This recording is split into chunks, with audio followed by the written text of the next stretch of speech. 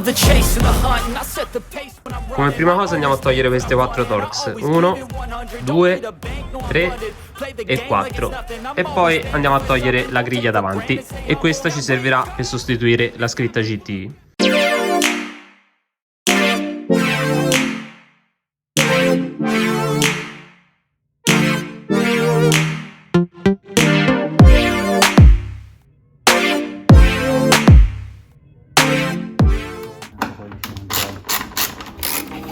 Low, you can still go.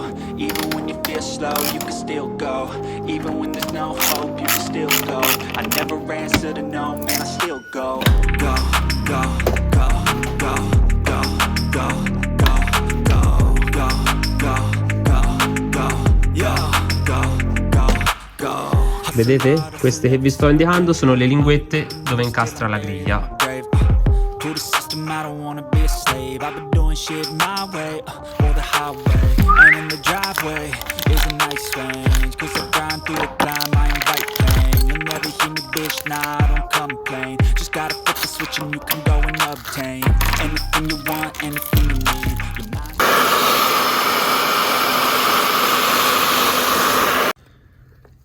Una volta scaldato prendiamo un cacciavite piatto e andiamo a togliere la scritta dalla sua sede, dai suoi incastri. Vedete, ci sono queste levettine, piano piano, con cautela e pazienza, se non rischiamo di romperle. Ci aiutiamo con qualche levetta in plastica.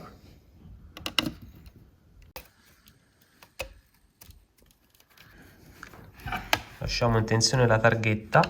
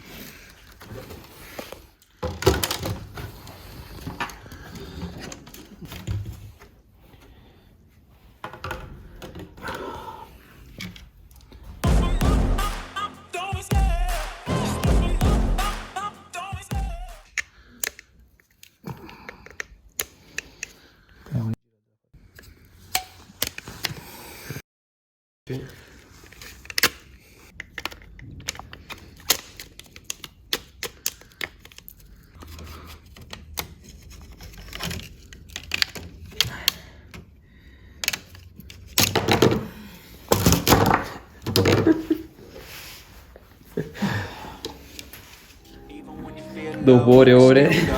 Even when you feel slow, you can still go. Even when there's no hope, you can still go. I never answer to no, man, I still go.